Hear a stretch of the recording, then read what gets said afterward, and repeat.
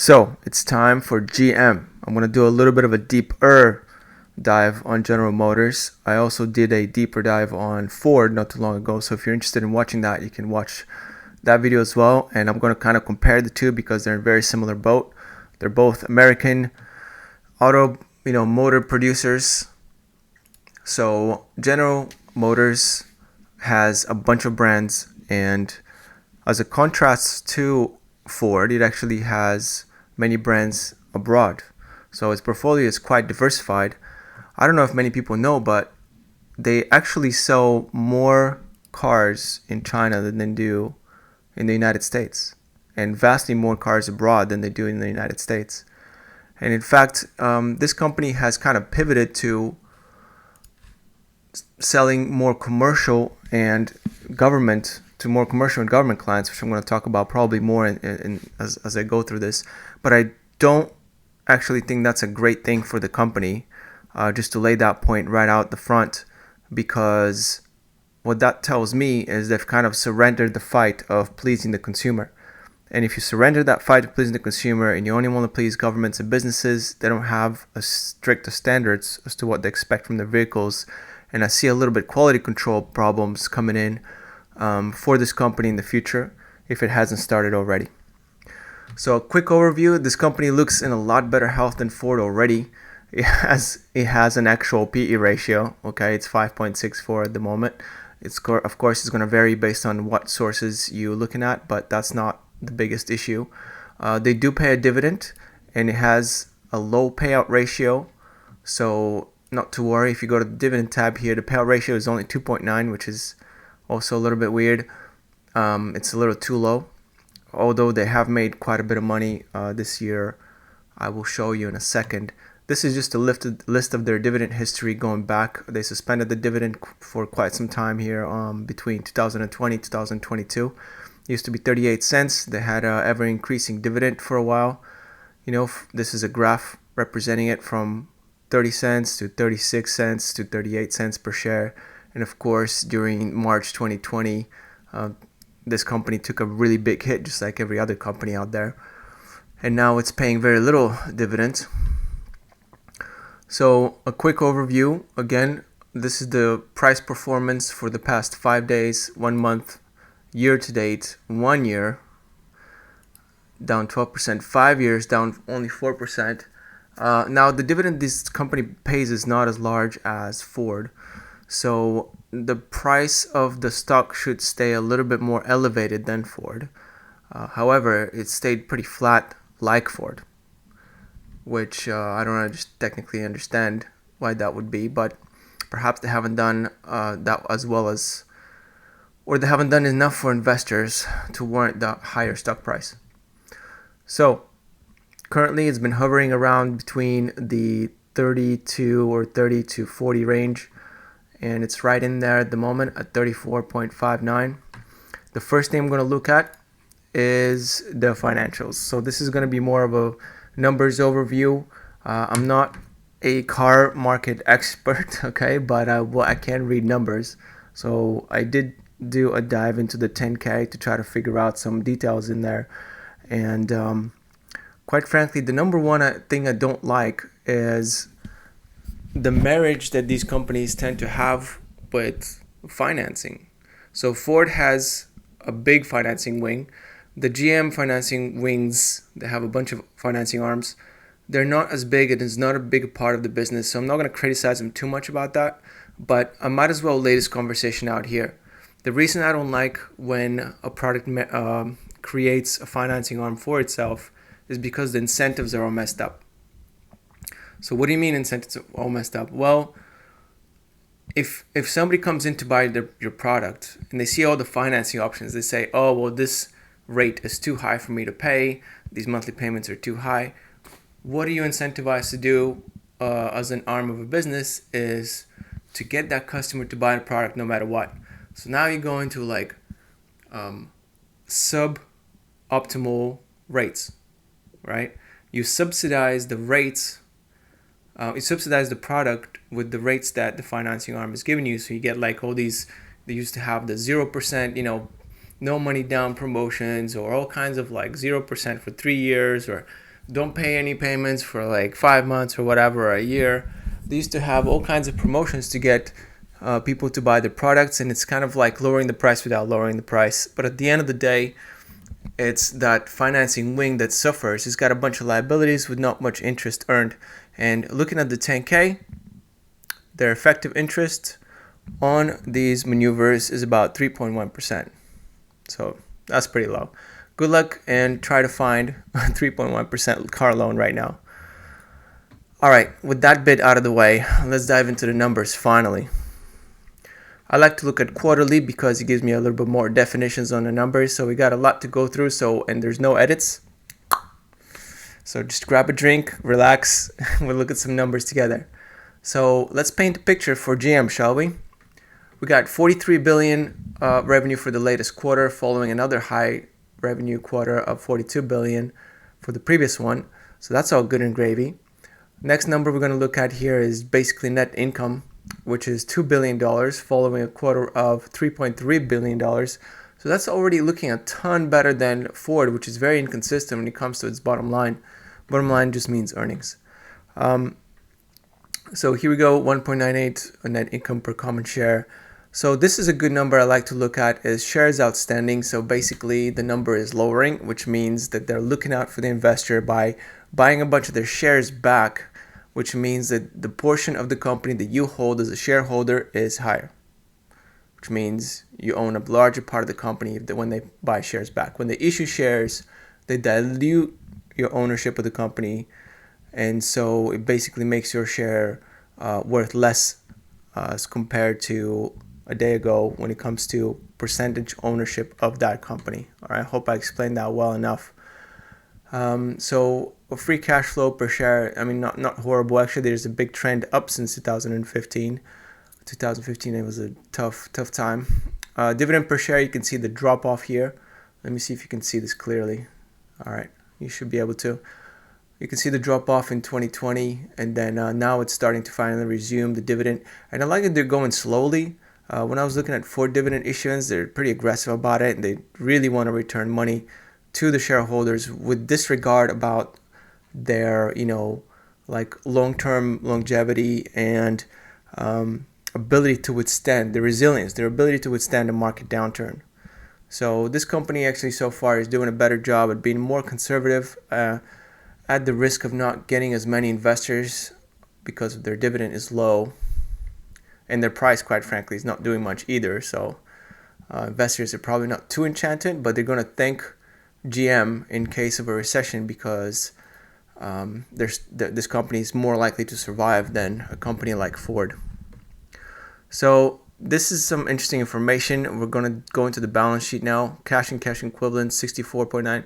So these companies have a breakdown of different types of cash, and it matters a lot more than other companies because, they have money incoming at different periods and different levels of the business, and so it actually matters how you account for each version of cash that you hold. For a company like that, it actually matters a lot, those tiering of the cash.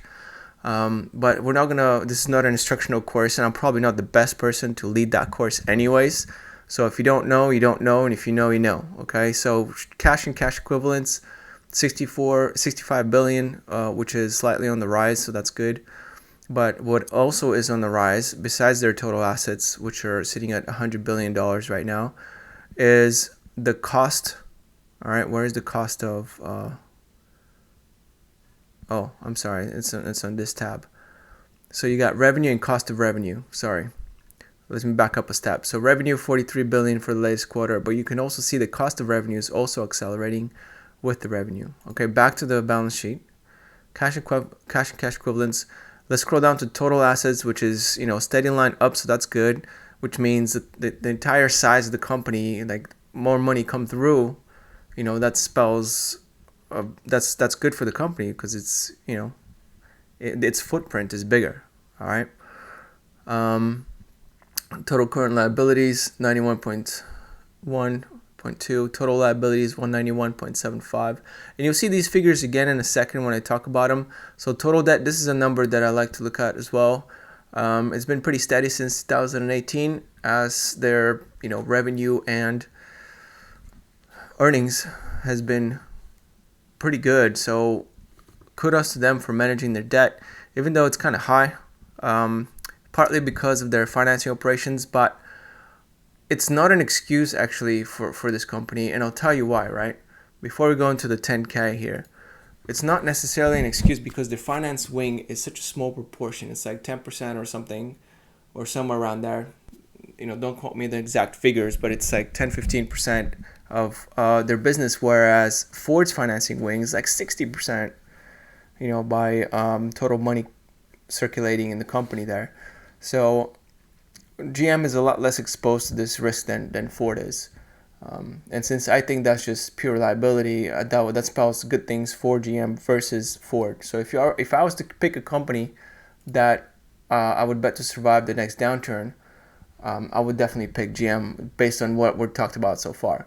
And now I'm going to go into the 10K. Basically, that's an annual report, and I'm going to look at just the consolidated assets and liabilities and equity, so we can have a better look at the figures straight from the source, right? We don't have to. Let me see if I can do a better job of showing you this thing here. I'm going to unlock this window, and I'm going to zoom out a little bit. Now, if you are on a desktop, you're probably going to be able to see this, but if you're on a phone, I apologize. I'll try to read some of the figures out loud so you can see what's going on here. All right, let me lock this back up here. So what we're going to look at here is first the asset side of the equation. Cash and cash equivalents, 19 billions. So this is in millions. So that would be 19 billion in cash and cash equivalents versus 20 on the previous year, December of the previous year. So December 31st, 2021. And then we got market debt securities. So 12 billion versus 8.6 billion. So they've definitely made an increase there as well from last year. So what that means is basically debt securities. Okay. So accounts and note receivables, 13 billion. So this spread is actually a lot less concentrated in one particular accounting type than Ford. So inventories, it's quite large, 15 actually versus 14 billion for Ford. So it's not that large considering how international this company is and how many vehicles it sells, especially internationally. So total current assets, $100 billion. Non-current assets, 163 billion. A lot of that has, 40 billion here in GM financial receivables. Now, what really worries me here, by the way, is if you see right here, it says VIEs. Now, if somebody's knowledgeable on the topic, please let me know if investors should be worried about this, because VIEs stands for variable interest entities and does the same structure that Chinese companies use to be able to funnel investment or money into the hands of foreign investors, because investing in a Chinese company is illegal in China. So foreigners have to go through these entities called VIEs in order to grab dividends or be able to have kind of indirect ownership of the company. They actually don't have ownership of the company. They have a claim on the money that the company makes, if that makes any sense. So they have no voting rights through VIEs and what have you. So what I suspect this is I think this VIE is basically the financial arm of their Chinese operations, and it's a method for them to be able to bring the money back home before they distribute it to their investors or to the company or to GM, which GM in turn then distributes it however it wants. So all these, VIEs, I'm a bit worried because those are just agreements, they're contracts, they're not like part ownership. Okay, so these contracts are easily voidable. It hasn't happened yet. If you own Alibaba, you own a VIE. If you own JD, you own a VIE. Okay, so all these Chinese companies, that's how they function. And so far it's worked. People who do own VIEs have received dividends issued by the Chinese companies themselves. I'm sure the government doesn't like it when they distribute cash to outside investors, but it has happened and the money has gone through. I have tested this myself. So nothing to be concerned as of yet, but I just want to put a warning sign in here that this contract is more shaky than, owning like a straight up US company. So this revenue is at a small risk, of some risk, I don't know if it's a small or big risk, of this money not coming back home. All right, you guys understand that? If you owned Russian securities, you know what I'm talking about. Okay, when shit hits the fan and war starts, okay, or tensions cool, everything's void. I had a bunch of Russian securities myself, and now I'm screwed. I lost that money. Okay, so yeah, it's worth paying attention to. Okay, but I don't want to sound alarmed too much. I want to just move on here. So total assets. Oh, let's see, equipment, operating lease, deferred. Okay, so total assets here, 264 billion. And now we gotta weigh that against their liabilities.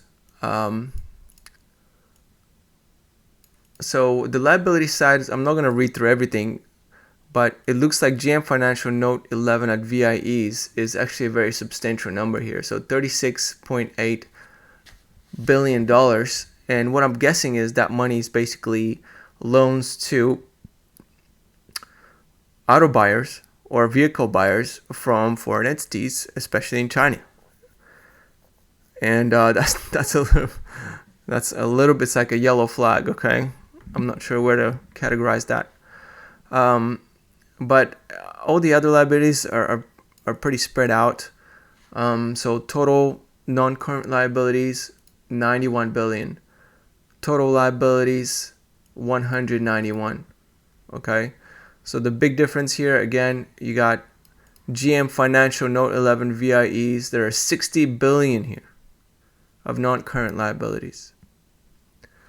You got automotive liabilities of 15.8 billion. So I guess that's what automobiles that are not sold. So anyways, total liability 191 versus total assets of 264 billion. So that equation looks very good so far. What that tells me is that this 264 billion has a ways to go until it hits 191. So you can take a pretty big haircut in case of a downturn, and the value of their assets can take a pretty big hit, and they'll still be worth something as a company. Whereas when I did a little bit of a dive here on Ford, that wasn't the case. Like, I could see Ford's assets shrink to such a size that it makes the company completely worth nothing. All right. So I think GM definitely has the edge here on survivability from what I'm seeing thus far. So a total, for those of you wondering, total liabilities and equity, it's supposed to equal the asset side of the equation. So these numbers are supposed to be the same. Whatever is left over between total assets and total liabilities is expressed in equity. Okay, so that's how it works. And that equity basically shrinks in value as the valuation of the assets shrinks. So that's the mechanism that is employed here. So what have we learned from this whole exercise here? Let's go to the statistics real quick to kind of sum it up. So we got an enterprise value of 98 billion and a market capitalization of 48 billion, which gives us $50 billion of debt. So there's good and bad. So if you go to the balance sheet, you'll see that expressed here in the numbers. Okay, so cash and cash equivalents, total debt, and here's the net cash of negative 49.77 billion. Now, there's good and bad news about this. So the good news is that this debt is not largely liabilities from the financing wing. However, the bad news is that this debt is not largely from their financing wing. So what I mean by that confusing statement, sorry, I forgot to show you the page here. But what I mean by that confusing statement is this is the debt net cash position. What I mean by it is the reason why financial companies go into debt is because they use that debt and then flip it over to consumers for higher interest rate, and they collect the difference. That's basically banking, right? That's banking. That's the entire finance sector is more or less based on this entire principle. So it's understandable for a company like a bank to have large amounts of debt that are multiples larger than their market cap. But if we're talking about a car company, that's a bit worrying. Okay, that is a bit worrying, especially if their finance wing is so small. However, it's only, I think, small in the US. It appears to be kind of large abroad, which is also a worrying sign. So as a proportion of the company abroad, it's much larger than in the US. So I feel like here's the risks that I'm looking at. The most risk is concentrated in its worldwide business, which is actually a larger part of the business. But I think that the US side of things is going to persist and survive basically any downturn in the economy that's foreseeable, that we've experienced, at least in our lifetimes. So GM will survive it just fine. But their worldwide business, I think, is too heavily dependent on this financing that's been going on. And especially the political risk there is quite large with these VIEs and the way that the money comes into the country meaning the United States, especially from the highly concentrated Chinese market. Okay, now if I go to the 10K, it actually has a breakdown. I'm going to try to look for it real quick for our benefit to figure out exactly where the money's coming in worldwide. So here I found this real quick, and if you're on a desktop, you'll be able to see that North America, United States, sells about 17 million, so these are in thousands, so 17 million vehicles. Most interesting, by the way, is the breakdown of these vehicles, right? Most of it are crossovers, believe it or not, but like 2/3 of them are crossovers, and then trucks and then cars are just a small portion. So anyway, 17 million vehicles in North America, which is a large number. But let's take a look at China, and total Asia, Pacific, Middle East, and Africa is 43 million. 43 million. Compare that to 17 million in the United States. Huge international business. This is no joke. Like, this is an international company. Forget, it's not even a US company. It's just based in the US. It's crazy. I mean, just in China, we have 5 more million vehicles being sold than in the North America altogether. Okay? And 9.25 million more vehicles than in the United States. So China is a big component of this business, and that should make people nervous. So South America, another 4 million vehicles here. So total vehicles 78.5 million. 78.5 million. So you see the breakdown here, right? Only 17, let's call it 14 million vehicles out of 78. 14 out of 78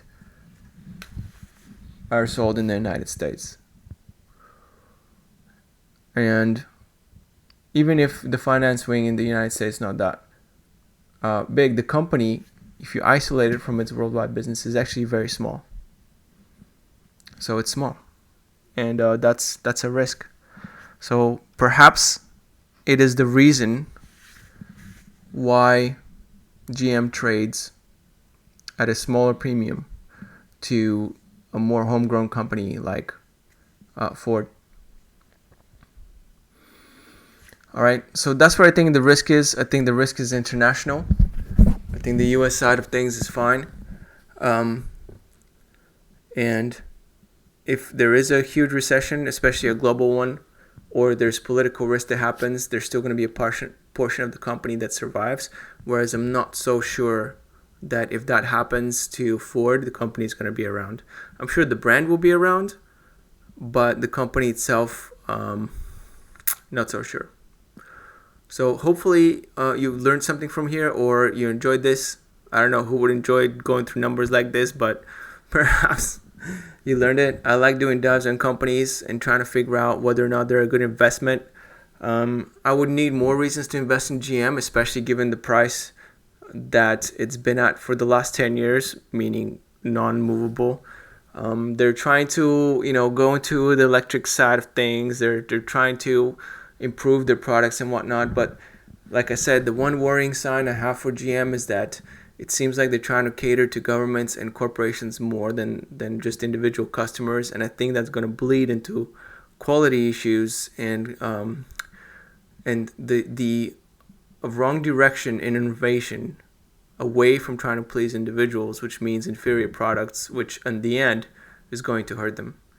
So that is my opinion on GM. I don't think they're the front runner. I don't think they're going to compete more vigorously than other automakers, even here at home. Dare I say, even the likely bankrupt Ford in the next recession. Okay, so I don't think they're a huge competitor. I just think they have a really good sales team. All right, so GM sales, high five. You guys are doing great work here, getting all the government, contracts and worldwide contracts and penetration globally. It's just masters at work. But the problem you salesmen have at GM is that your products need to back you up. Your management needs to be backed up, and you guys need to get out as a company from financing so many of your own products. That's my conclusion. Hopefully you enjoyed this. If you want me to make another dive on a different company, let me know in the comments below. Or you disagree with my analysis.